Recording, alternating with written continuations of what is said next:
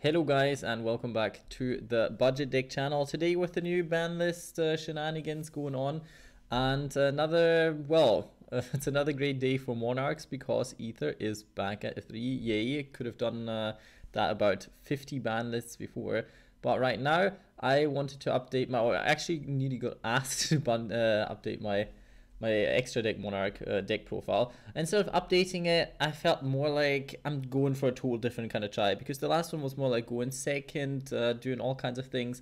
But this time I tried to go for more of a you can go first, you can go second. It's not as good as go second. I'll explain every card in this deck profile, so stay tuned if you have questions about certain card choices or you're not sure about certain card choices, and I hope I will explain why I would run them. First of all, I have tried to run a good amount of numbers of, tribute monsters and tribute fodder, so you have about excuse me, so you have about the same amount of monsters in the deck, and you can get it out if you start with them in hand.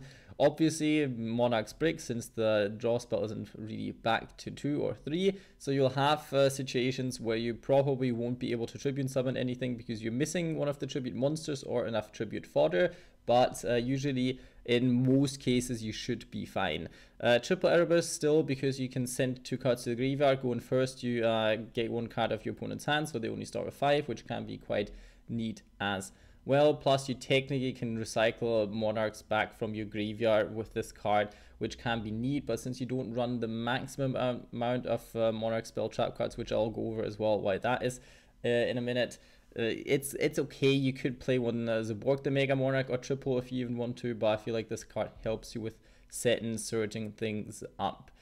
Triple Ether, obviously, because Ether can search a lot of things. There's also stuff that Ether can do in the competitive environment. Since you can special summon a monster with 2,400 or more attack and exactly 1,000 defense from your deck, you can disrupt your opponent that plays like trap, heavy decks, or whatever with special summoning out Dark Simorgh. I mean, it's not the greatest thing since you can't summon him any other way but tribute summoning, I guess. But having one of them in the deck is not too bad, so I really like that combo. Plus, this card I think can summon itself, which makes it kind of neat because you can summon it first turn, then have one in hand, but then your opponent kind of knows what you're up to. Plus, disrupting your opponent with this card isn't always super easy because you still need 1 Monarch spell trap in your graveyard to banish, which sometimes doesn't really work all that well, but you know what I mean. There's brickiness, but if you get it off, it's very strong, dodging your opponent's removal and also disrupting him during his plays. Only 1 Vanity's Fiend. I know Vanity's Fiend is a card that should be played to possibly over Majesty's Fiend as well, because it doesn't stop you as much. But there's multiple things that I prefer about Majesty's Fiend than about Vanity's Fiend. First of all, the Monarch stats, so you can actually use it with the tenacity of the Monarchs, which is quite important because otherwise you kind of run low on those kind of targets. Plus, you can special summon yourself in the extra link focused variant. It's kind of neat because with this card you could technically still link away for like the nightmare monsters or whatever if you really don't want it anymore and you want to activate some effects. Otherwise, you have the problem that you can't use Ether on your opponent's turn, so it's always like a little bit of a give and take since you can't activate Ether in hand. With this card, it's a normal summon, so it doesn't really matter. You have to decide, but I felt like getting more Monarch stats in, and this kind of stopping hand traps as well. At the point where you have this card out, mainly irrelevant if your opponent still has hand traps or not, because that will be your turn most of the time.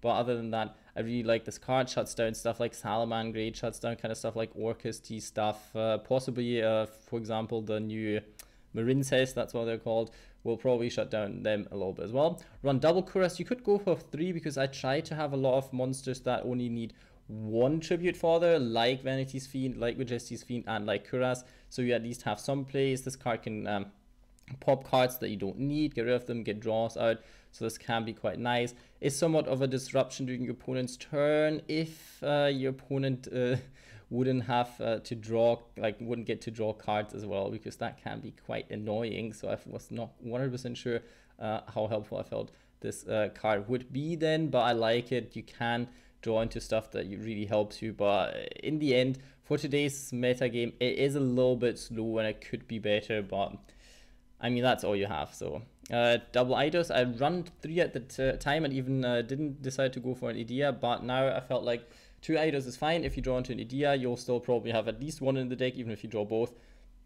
So you can get the double tribute fodder out, but overall I feel like Eidos is a little bit better in the deck because, like I said again, your opponent can't react to it, and in modern times with all hand traps being around and permanences and so on, your opponent has to be quite realizing a little bit quicker than with an activated effect. Like for example, at least Ash Blossom doesn't hit this card, but only hits that. There's still enough stuff that stops the Eidos effect, but you know, it's still better in my opinion to run that kind of ratio. If you want to bump it up by one, then you can do that. It would be 41 cards, so if you find a card to cut, that's not that much of a problem. But I feel like one ADIA is actually fine using the effect, obviously, to recycle stuff, but you'll not play a pure domain Monarch build, so I feel like it's not 100% needed since the effect blocks you out of the extra deck as well, so instant fusion, stuff like that is dead. The Sky Striker engine is dead, so I felt like this card wasn't the key card of the deck. Eater of Millions is quite a key card because that actually I like that kind of feature that turns on your domain log. Basically, you have one problem though: this card cannot be used to for a tribute summon. They cannot be tributed, which helps with Kaiju's, but also doesn't help you with tribute summoning things. But since this card is a little bit older than it wants to be, you can use it for a link summon. And this link monster, then obviously you can tribute again. So in the end, you kind of have a little loophole with Link Karibo as well. So you only need to run one, even if you have multiple Eater of Millions, because you can just bring Link Karibo back. Against Sky Strikers, they can kind of annoy you a little bit with that. But other than that, this card is pretty neat. It's some kind of removal as well for your team, and tribute fodder, and makes your domain log live. So all in all, this card actually can do quite a lot. Instant fusion, giving you access to monster removal, giving you access to rank 5 XYZs, and well, tribute fodder in that kind of sense. So I feel like instant fusion is quite a neat card in this deck, plus fills your graveyard up with spells for the Sky Striker engine. So there we go. One Pantheism, sending it to the graveyard with Ether or Erebus is nice because you can probably get the last card that you need with that. Mainly you're going to search Tenacity if you didn't already use it to get the card somewhat in hand.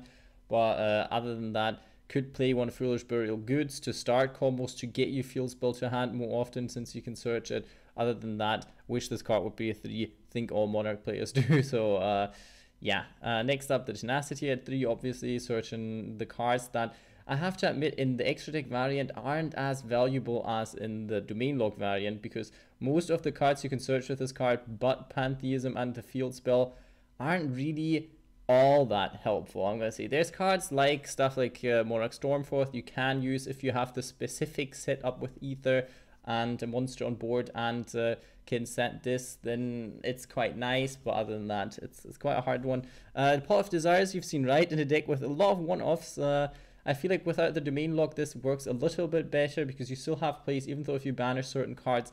And this is just a last resort kind of make this deck a little bit less bricky. You don't have to run if you feel like that goes completely against what you stand for. But I feel like if you already tried all of your plays, your opponent disrupted you or anything, or you start literally with an unplayable hand, then might as well resolve Pot of Desires and draw for more. If you can't, you can obviously try to play Extravagance, but you haven't some other draw engines in the deck, so it's not always optimal. Plus Extravagance pricey, can't include that in a budget deck because there's no reprint for that card yet. So I think Pot of Desires does it, but rather than losing the game, I'd banish some of my key cards and still be able to play the game at least a little bit. So I felt like this card in testing actually worked out better than I would think it would, because I mean, if Salamangreat can play them, then extra deck Monarchs can at least try. The Sky Striker Mobilize Engage. Obviously, you can get 2 monsters out to be tributed because that's pretty neat. If you search the one Hornet Drones, get Hornet Drones, get the Link monster, recycle Hornet Drones, and get the another drones out. So you have 2 monsters that you can't. Well, technically you can't tribute 2 monsters, but then you have to make sure that that works with the link zone. So you have to kind of go into Hayate, then go into Shizuku with the other one because you open up your zone. So since you can't tribute the token, I don't know why that's a thing.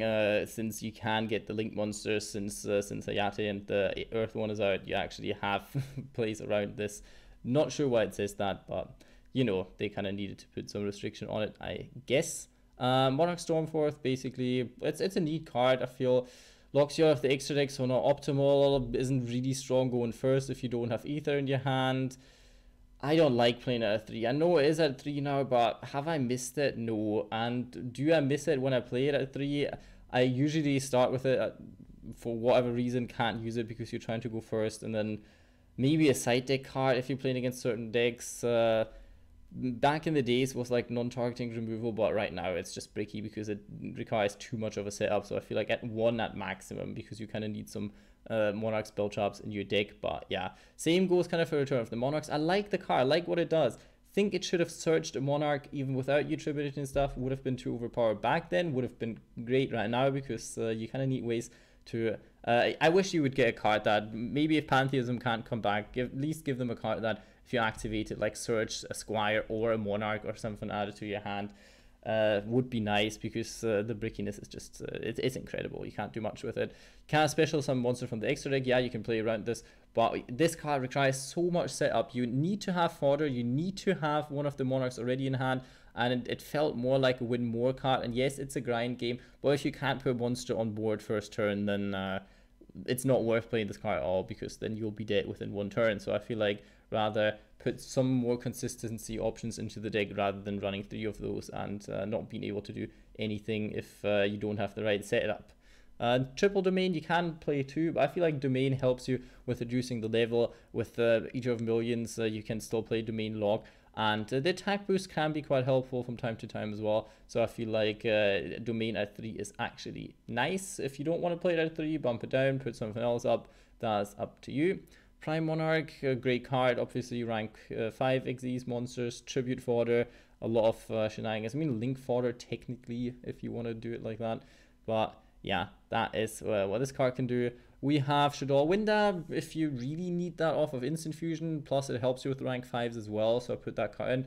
Basically, it only helps you with Shark Cannon, but yeah, you know, it's a hard one. You already have to have like other stuff on board, but still, I feel like you kind of need 3, since you have 3 Instant Fusions, and sometimes you want to not use a card as tribute fodder, but then you might need one later on, but you can cut one of them if you want to. Panzer Dragon, obviously for Pleiades, because I don't run any other kind of light level 5 cards.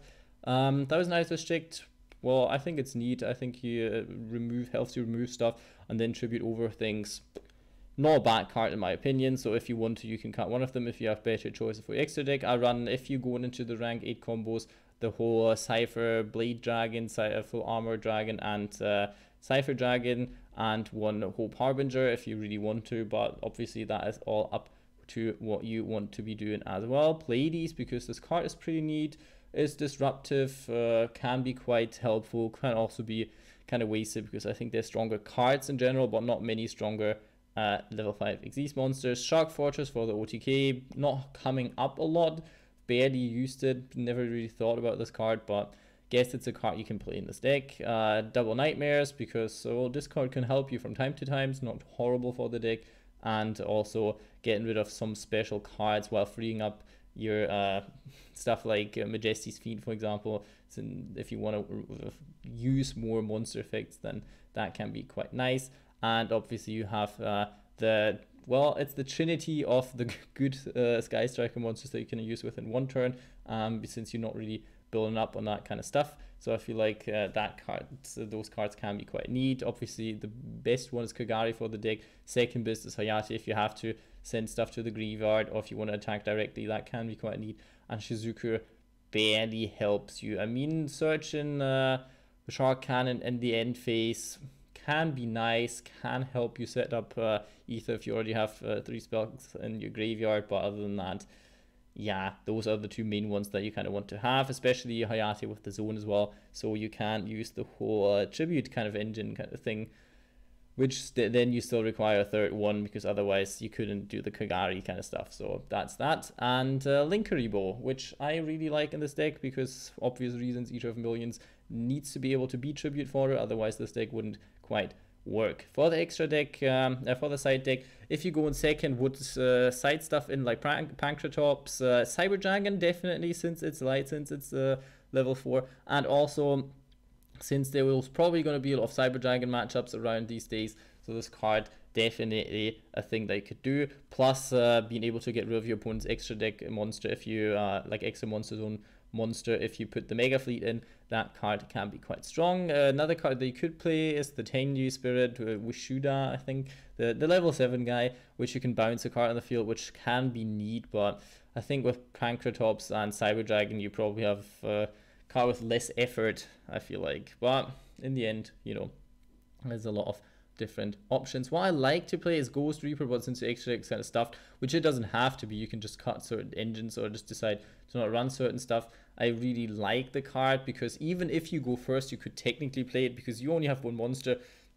And if your opponent either destroys it or plays around it, before he can make combos, he at least has to have 2 monsters on the field to go into any Link Synchro or something like that shenanigans. So you can just hit him with Ghost Reaper since you mainly will only have 1 monster first turn and destroy his plays. So I feel like this card is a card that you could consider playing. Stuff like Unicorn, now that's not super expensive anymore. Allure of Darkness, since you run some Darkness monsters but not enough. If you want to go for triple, Vanity's Fiend can be nice. Foolish Burial Goods and Caught by the Grave are more cards I would suggest, since they are quite neat. They can help you, but they can also ruin the consistency of your deck a little bit, at least Caught by the Grave.